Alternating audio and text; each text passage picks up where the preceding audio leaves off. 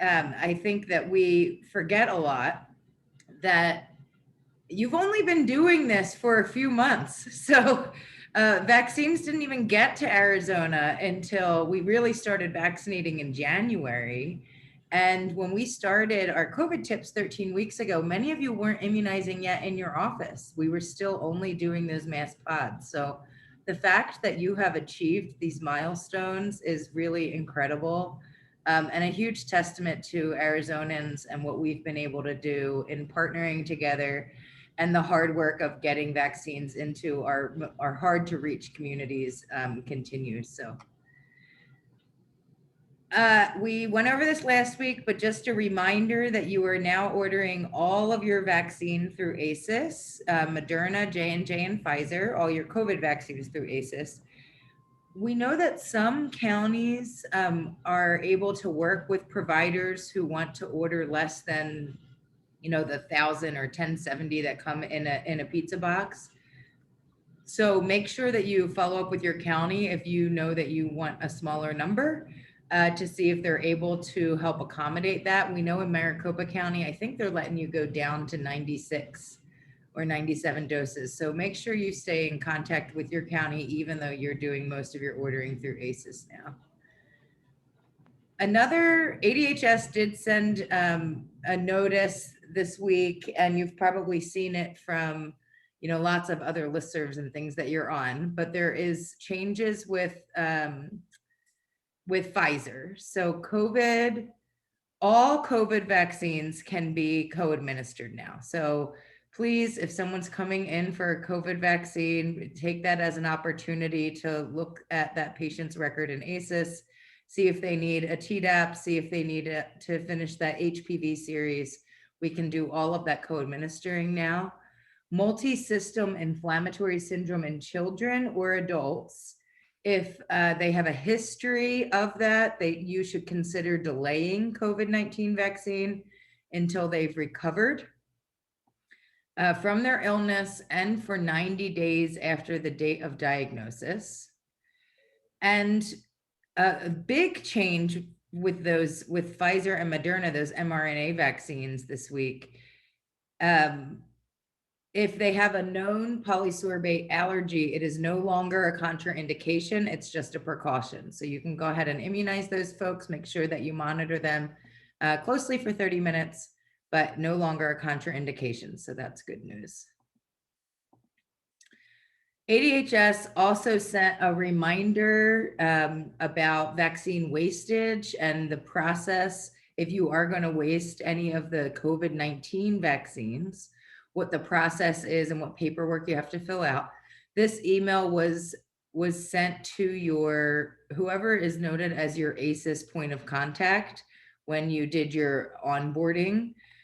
So make sure that you look at that. And I think that the big, takeaway for that is you can try to get those vaccines to another provider near you that is onboarded and activated before you have to waste them. So that's our big takeaway for that. And remember, do reminder recalls, try to get those patients in who are overdue for completing their series. We've shared a lot of ideas about people keeping wait lists or waiting until you have 10 or more patients that need a vaccine so that you can do them all in an afternoon or something like that. So lots of ideas about how to reduce wastage. Another change with Pfizer, we keep saying it keeps continuing to get a little bit easier. I think a lot of providers who haven't started administering Pfizer yet don't realize that a lot of these storage and handling policies have gotten a little bit easier. You still have 2 weeks for Pfizer that's in the freezer, but if it's undiluted, it can now stay 30 days in the refrigerator. So that's a good change. And we think that's it. We think that's all how the world has changed in the last week. And I'm going to stop sharing my screen now and introduce Dr. Ravi from Pleasant Pediatrics, and she'll tell us all about vaccinating and what she's learned. And I wonder if it would be helpful for everyone to know too, kind of how you got started, because you've been doing this a lot longer than many of the folks on our call. Yeah, and it's actually, I mean, Prasad Ravi, who's our practice manager, he was pretty, proactive about it. And to be honest, I had some reservations initially, because we were approached in October, about the COVID vaccines, and then in December again we got an email if we were ready. So we said okay, but it since it was only approved for only 75 plus, we weren't, being a pediatric office, we weren't sure what if somebody has an AFib or VFib or or something in the office after this COVID vaccine. So we were, but we just looked into the data, which was available until then, probably only a month, and there weren't any casualties. So um, we said, okay, we need to do this for the community. We are a big practice. And Rebecca, we're not able to, I don't know if it's my setting. Is everyone able to see this slide in the full format or? Yep, we see them. Okay, so maybe something happened to my, okay. Um, so we thought it would be great to, um, it would be a community work, just to help as many people as many, that we can get vaccinated.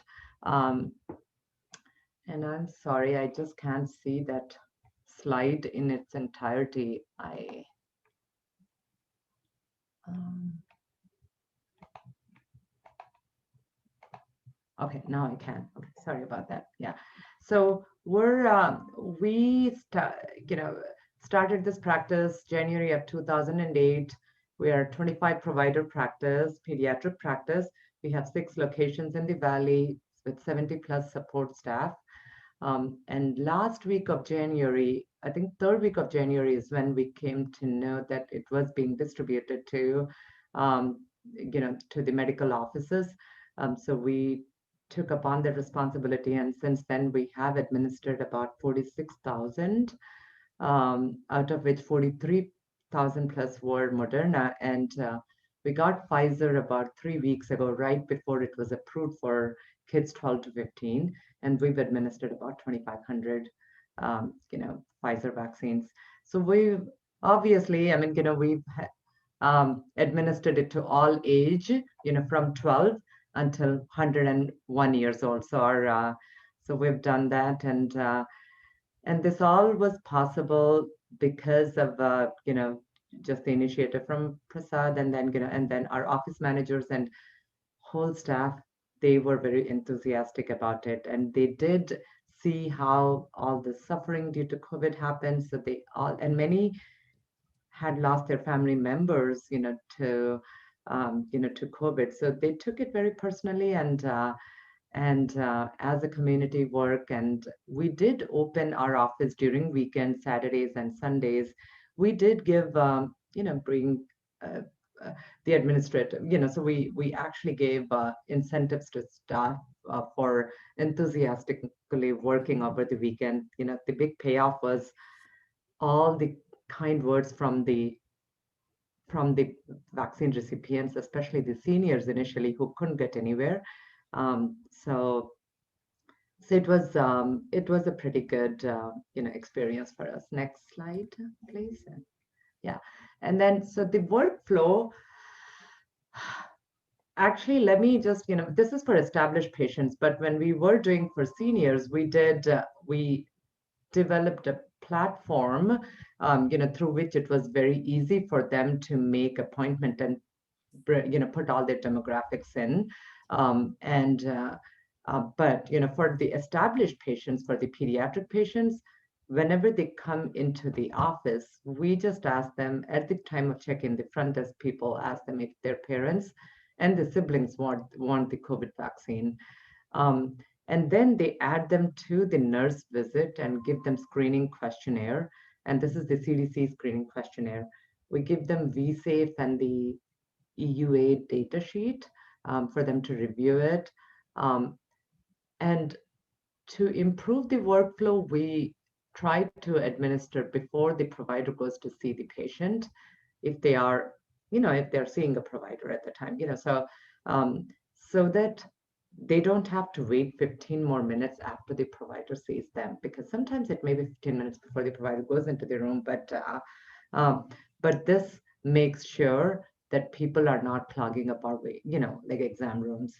And the way we have set it up, the platform, that we used, or I think, um, we actually have, like, software professionals working on it, but as soon as they come for the first appointment, we make the second appointment on the way out so that the staff doesn't have to do this. And this was extremely useful when we were doing like 1,000 appointments a day.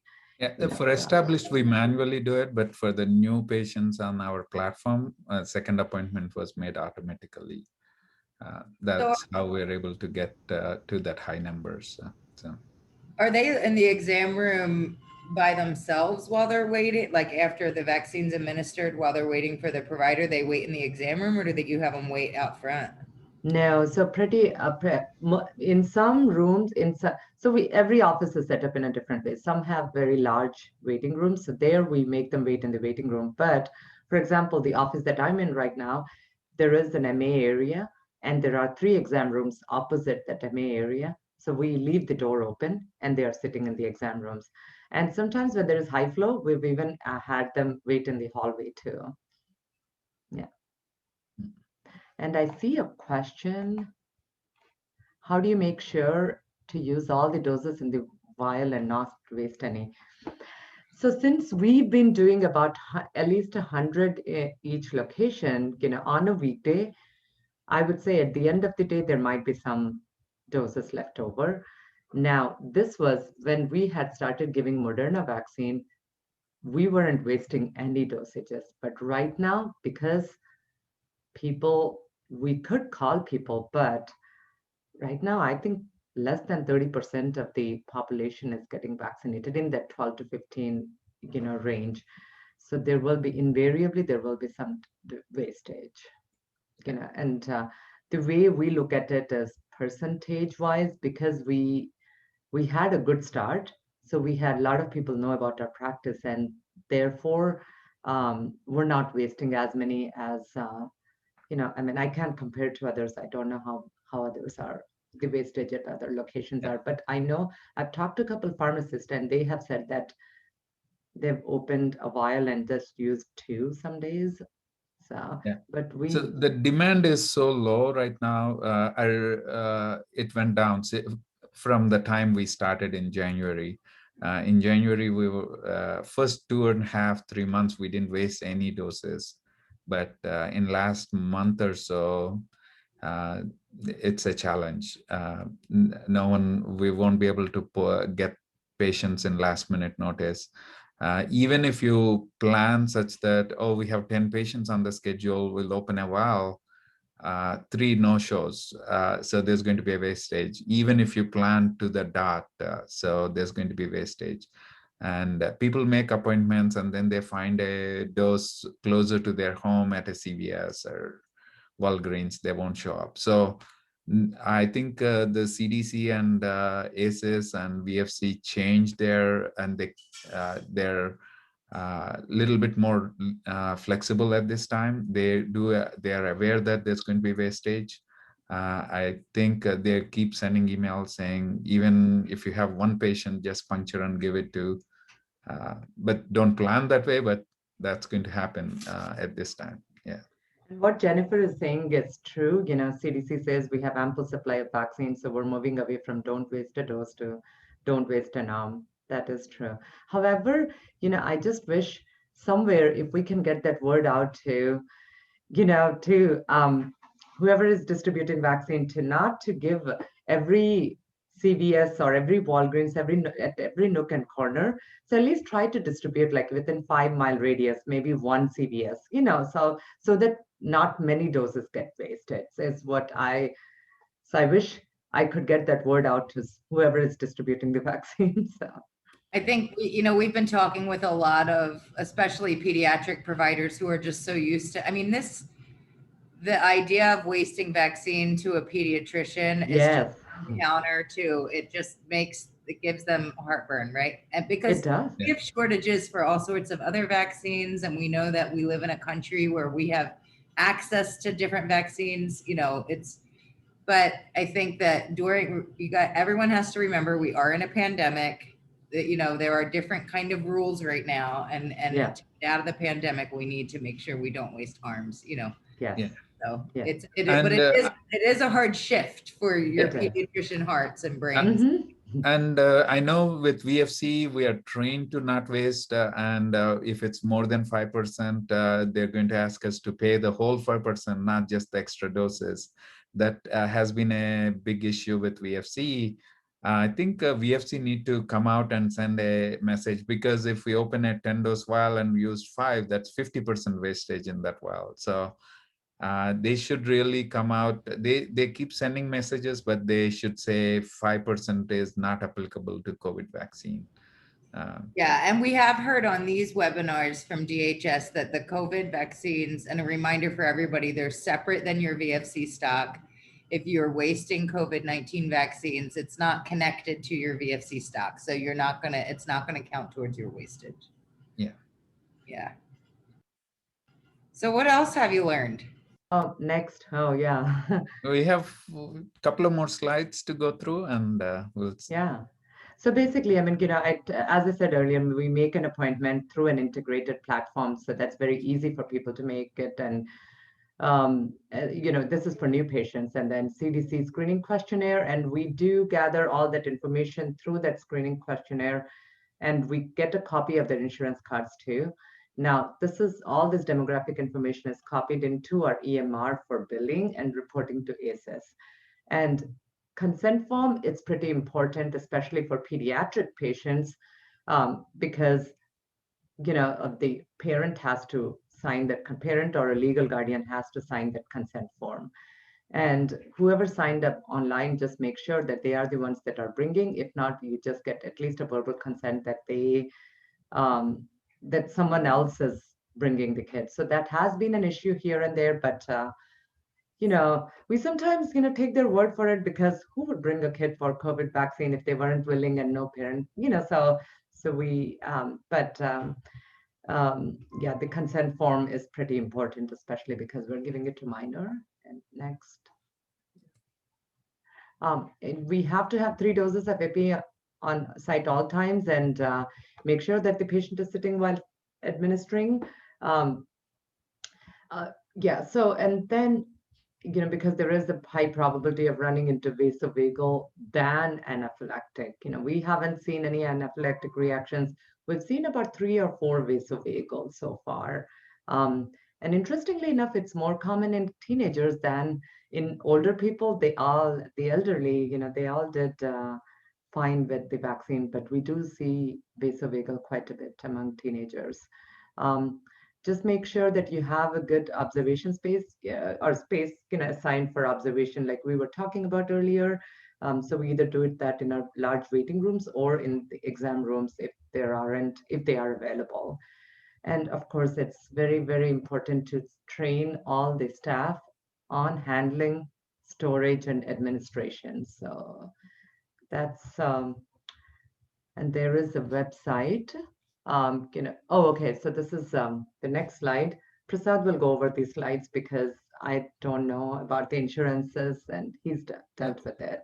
Yeah, the bigger issue, the challenges we ran into is with insurance market, and we, as a pediatric practice, we don't deal with Medicare in the past. So when we started doing COVID vaccine, Medicare is happened to be the highest percentage at least in the first month or two. So we needed to learn a lot about Medicare, and some of these retirement plans we haven't dealt with. So you needed to go to enroll. I have a slide coming up for especially Medicare issues we ran into and how to work around those. And then I think by now everyone probably knows there's a fund for pandemic fund for uninsured patients. So you can enroll there. It's a quick enrollment, like a couple of days, you'll get approved, and you can start submitting claims. And then recently, just in last couple of weeks, they started yet another fund for underinsured patients. They're still seeing gaps in insurance reimbursements. Some of the insurances are finding ways to not pay these claims. So there's gaps. So for underinsured, the federal government created it. This is brand new, I think in just last 2 weeks. Um, so you could go and enroll there as well. That our enrollment, we started about a week back. It hasn't been approved. So I don't know how long they'll take to approve for this underinsured fund. So there's a link there for that. So Prasad, are you entering in parent, if you have a parent of a child, do you have to put them through enter them into your EMR and bill their insurance? Yes, we are doing that. And Medicare says they allow roster billing, but we haven't done that. We still bill as an individual claim and put it in our EMR, just because it's easier. Our billers are all trained to follow up on these claims at 30 days or 60 days and so on. If it's a roster billing and a spreadsheet, very hard to integrate into our workflow. So that's why we choose to not use roster billing. We are billing individually each claim. And Medicare does have a mass vaccination. It's a quick enrollment. It's a 15-minute phone call, and they'll activate your practice. But even though the enrollment was much, much easier, there's still issues with perception in the community. Or when seniors come in for vaccine, they say we have insurance, and they always give you Medicare Advantage plan. Oh, this is the only insurance I have. I have United Medicare Advantage or Humana Medicare Advantage or whatnot, right? So, but the Advantage plans are not paying for COVID vaccine. The claim has to directly go to Medicare Part B, which is our Medicare provider is Noridian. Some of you might be familiar with Noridian, but as a pediatric practice, we weren't. So the challenge was training, asking. Even now we have 30-40% of the seniors, they say, I don't have any Medicare number. All I have is this Medicare Advantage, and they're refusing to give the Social Security number. And so those are the challenges we're running into with Medicare population, because they don't know the Medicare number, some of them. And United and Humana put up their website. On their website, you can, with Advantage plan, you can pull up Medicare number. So you can bill Noridian. But BCBS, Cigna, and Aetna hasn't done a way to retrieve Medicare number. So we are now stuck in a limbo. We can't go to pandemic insurance because they do have insurance. And when we call the Medicare seniors, they say, oh, I don't know. And they're refusing to give Social Security in this day and age of identity theft. They don't want to give a Social Security number over the phone. So, which I do understand. So we are stuck. At least 10 to 20% of our senior claims are not getting paid in a limbo. But the claims which are paid, we have to use place of service 60 that we found hard way after a month or two into. If you're enrolled as a mass vaccinator, you have to bill it as place of service 60, which is mass vaccination site, not 11. So that's just something we learned during this process. And also we ran into our EMR where we were billing it under Dr. Ravi's NPI. But they said, no, your mass vaccination, you're enrolled as a group NPI. So, and we ran into issues with our EMR. They're not able to do that. So that's something to consider. If you're vaccinating as a mass vaccinator, maybe get it as an individual NPI register. So start with the same provider from the beginning to the end, the same NPI. So if they see two NPIs on the claim, they're rejecting the claim. So, and if you're already a Medicare provider, you're going to run into issues, because if they're coming in for well check or physical exam, yearly physical, and you're doing COVID vaccine, the COVID vaccine part, they're going to reject United or Medicare Advantage. So you need to split that claim into a separate one and send it to Meridian. So that could be a challenge even if you're a Medicare provider already. So just our tidbits, what we learned on Medicare. So Prasad, somebody, I think Jennifer, she said we have heard that the underinsured program will cover the payments gaps if you get less than 40. So how does this apply to some of the private insurance plans that? Yeah, we haven't explored. I heard that. I haven't seen official statement. So we will, yes, there's some commercial plans, even though Medicare says it's a new fee schedule from $315 is $40 per dose. And a lot of commercial payers are paying a lot less than that. That is the challenge. And the workload is so much more for these shots than regular vaccines. But they're just paying even less than the regular vaccine. So that is a challenge. We have to see. We haven't explored that part yet, whether we would be able to submit to uninsured, underinsured fund. Okay.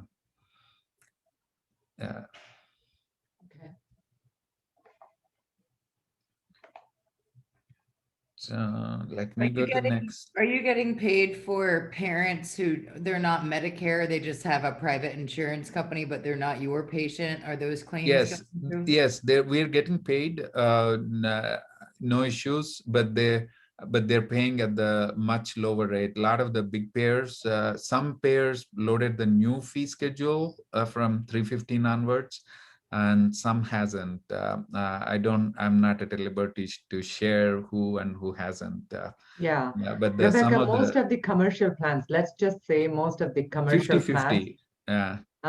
Like the major commercial plans that you know of, they're all, I mean, I'm sorry, but I'm two just of the saying that, major ones did load, or two or three, two Yeah. loaded, and one of the biggest hasn't loaded. So I don't know whether they'll load and reprocess all the claims, because Medicare did say 40 is the appropriate reimbursement. And so the other advantage, other issue we run into with vaccinating any insurance, even though you're not contracted, some of these non-contracted payers sending the check to the patient. We are running into, so some of the patients are good and they call and say, hey, I got the check, and they're mailing it to us. But some are just cashing, and now we don't know where to go. The insurance did pay, but not to us. And so we don't know whether to go to underinsured fund or uninsured, or they're insured, so we can't go to uninsured fund. So that is the challenge we're running into, some out-of-state plans and out-of-network plans. And actually, I mean, even with the commercial plans, even if they load that $40 in their system, they're not going to pay us $40 because we are not getting 100% of Medicare rate, with them. So they could be much lower than 100%. And that's the percentage of $40 that we are getting. So. We also had questions sent ahead of time around appointment scheduling. So for your patients, established patients, are you having them come in groups, or are you just offering as part of the well visit, or how are you getting it in the kids' arms? We're giving them whenever, even if they're here for a well exam, we are giving. And if they're not coming for a well exam, they can go to our website and make an appointment on our, we call it nurse visit. And also we are giving it at sick visits. Like a lot of the time, the sick visit is behavioral health. So we can still administer vaccine. We're finding any opportunity we can to administer. We're trying to reduce as many roles so we can be as flexible as possible. Yeah. So Jennifer put a message. She said, we've heard from two of the larger companies. They said they went to $40 around the 1st of May and will not backdate the higher rate. It's also based on your contracted rate. See, that's the problem with these insurance companies. They get away with this nonsense. I'm sorry to say it, but Yeah. They'll they, find ways to, they say it's a yeah, covered service, so now you can't bill anyone else. So yeah. yes, they'll find a way to shortchange. Yeah. How many do you think you're administering a day now? In like a Now, 4-wall clinic?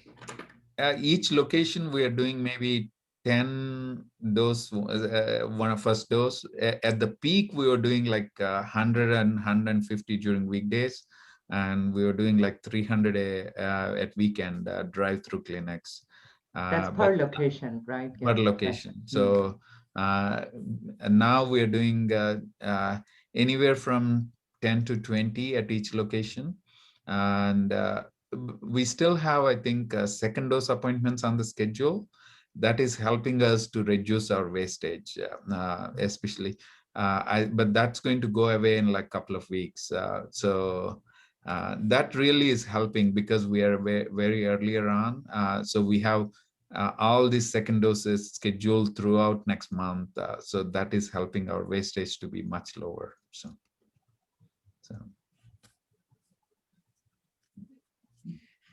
There was a question in the chat too around, I think, like how talking with parents about vaccine. Do you have handouts you give them? How do you counsel those parents?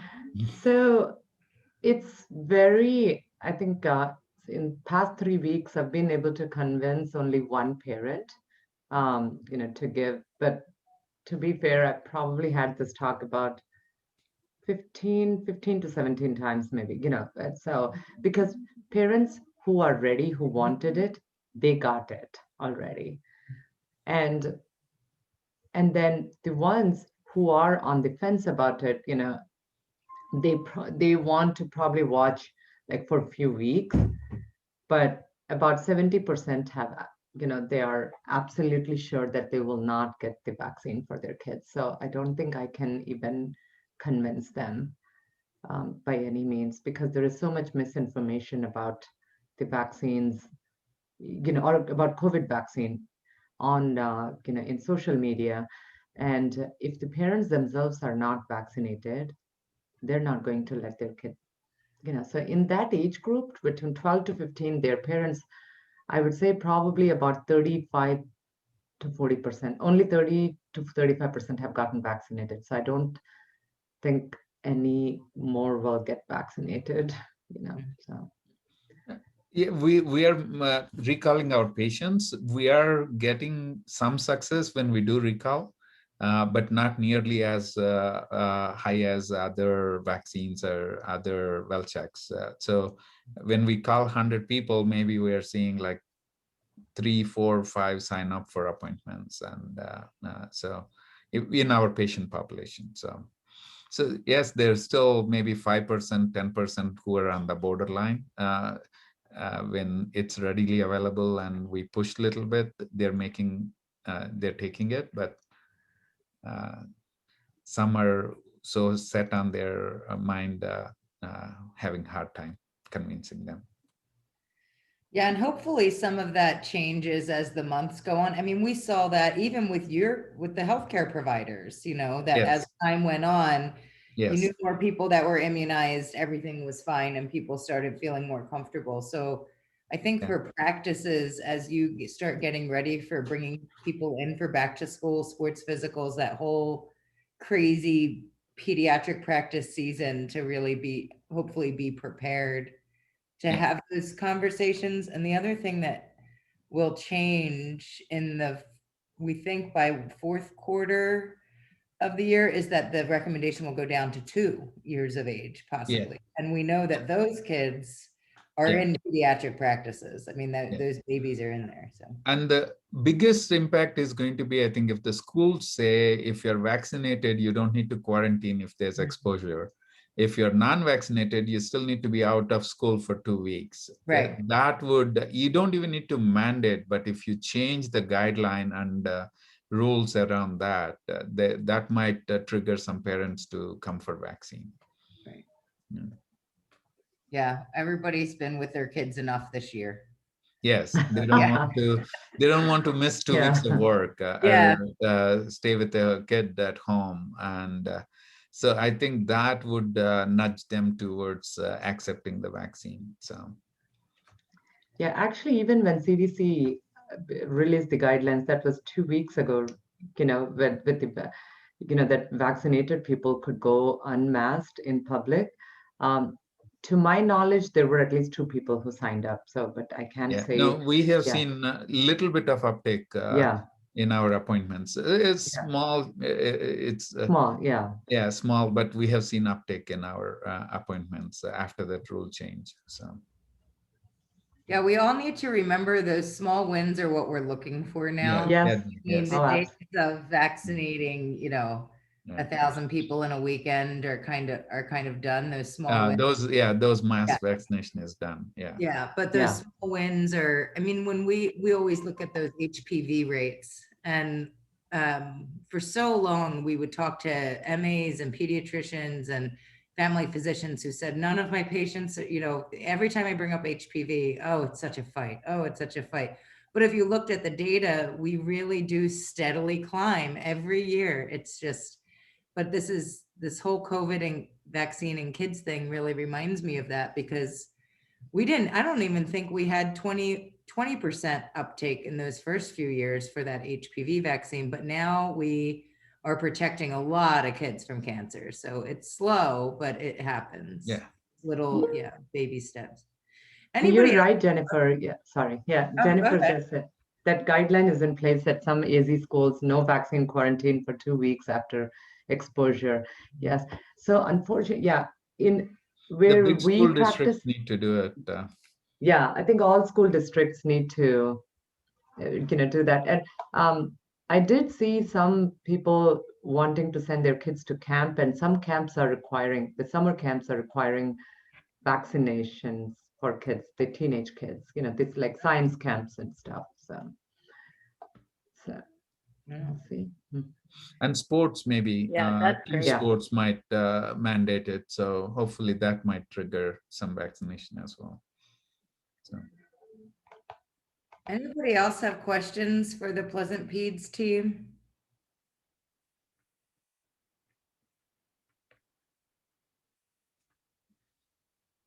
Well, we're really appreciative of all you've done for our community.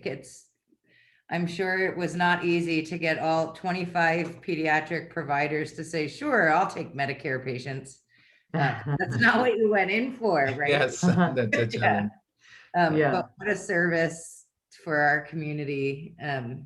We've been kind of saying all along too, we have a lot of new providers that have been logging on to COVID tips that are new to vaccines, and are always saying, ask your pediatrician friends, because it's this is what you do, is talk with families, convince them, and protect our whole community. So we're really appreciative of you. Thank you. Thank you for giving us this opportunity to share. And let us know if you have any questions or any issues, then just let all the other providers know too. Sure. All right. Thanks. And we have ASIIS on the line too, Maggie Macias. So I know at our COVID tips every week around this time, we just kind of close out the presentation part and then ask, what questions do you have about COVID vaccines? So workflow things, anything with ASIIS or ADHS policy, they're on the line. Rebecca, in that presentation, we missed one, one fact, we bought that ultra low freezer. So we forgot to mention that, and then we have offered it to other pediatric practices after state is allowing us to, share the vials, or, just like switch the vials to another place. So So we have offered it to other pediatric practices if they wanted a vial, from us. And But now even Maricopa County, I think, is offering a smaller order, 96 doses. yes, yeah. But even before that, because we had this ultra low freezer, we did. However, because of these billing issues, that's why many people are not willing to take that. And like you said, pediatricians, they're very passionate about not even wasting one dosage. So they were scared. What if I take this and then waste one dosage? Yeah. Yeah. Yeah, and making sure that we all share, before you waste them, do try and call around, find the other onboarded, activated folks in your community to Yeah. see before they put in their order, maybe you can transfer yours over to them before it expires. Yeah. Yeah. Yeah. All right. Thank you. It was nice meeting you. Okay. Yeah. Thank you so Thank you. much. That was Bye. very helpful. Yeah. Thank you. And what other questions do we have today for our last COVID tips? Anything for Maggie?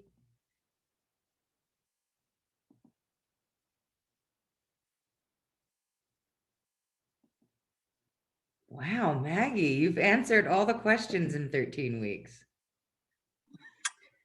How exciting. Yeah.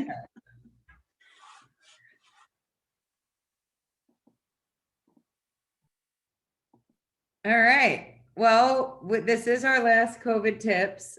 We have a few things we wanted to let you know about. We run this series called 10 Things Parents Need to Know About Why We Immunize. And this is really geared towards anyone who talks to parents. We have a lot of community health workers, home visiting professionals that log on. It's that kind of simple language. What are those simple questions or really hard questions that we get from parents and need simple answers? So there is one next week. We'd love to see you all there so that you can hear how promotoras and social workers and other folks talk with families about the safety of vaccines. This is broader than just COVID vaccine. This is for everything. And then the following week, the week of June 10th, we start our regular tips session. So for those of you newer to vaccines, you might not know that tips is kind of its own brand. We have been traveling around the state of Arizona for, Jen, how many years? About 20, maybe 22, a very long time. Yes. And we talk all about vaccines with medical assistants, nurses, VFC coordinators. Sometimes we do get physicians or providers, nurse practitioners and such in these tip sessions, but really sometimes we call this Hug an MA Day. These are really geared towards the people in your clinic who make sure that entire delivery system actually functions. The ones who are in ASIIS all the time, the ones who are helping kind of make sure that all of their colleagues, that the other folks who they work with every day are all doing the same thing. We will be doing that every other week, every other Thursday, starting June 10th, and hope to see you there or to see your MAs there. If you have gone through hiring new practice managers, hiring new MAs in the last year, please send them to this. We go over herd immunity, we go over storage and handling, we go over different workflows and spend quite a bit of time talking about how do you answer those questions from parents. So tips is a lot of fun. We hope to see you there, but we hope you tell all of your MAs especially to go. And I think that we're putting that in the chat. So all right, so in the link there is we have a question in there about, is there someone we can contact about the need not to re-register all the times for these sessions? So we'll make sure do you know what? I haven't been focused on the registration. We changed that so that you sign up one time and you're registered for the whole thing. Last year we were working with U of A's telemedicine program, and for their platform, you had to sign in for each one. But for the one that we're doing this time, it'll just go straight through. You'll register for the session and you'll get the reminders every 2 weeks. Yeah. And we are putting in the chat right now a link. It's a couple questions, SurveyMonkey. Please fill it out. Since this is our last COVID tips, we want to know, what worked, what didn't, so that we can take everything that you think we did well or not well and make our regular tips session even better. So we have really enjoyed being with you all for 13 weeks. We've all been through the ringer.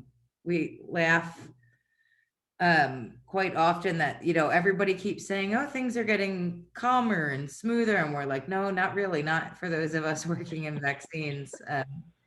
And for just those of us in healthcare, we know it's been a really long 18 months, professionally, personally, and we just have been so grateful for this community, to be with like-minded folks who are really in it to end the pandemic and to just rid the world of all vaccine preventable diseases. So thank you so much for being so open and honest and sharing what you're learning along the way. It's been something we've really looked forward to once a week.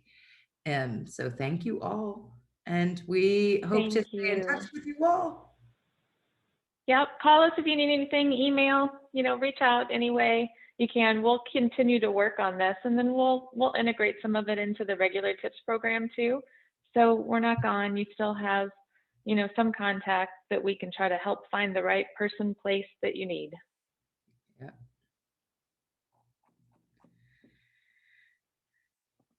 All right. Well, thanks everybody, and hopefully see you next week and throughout the summer. Bye-bye.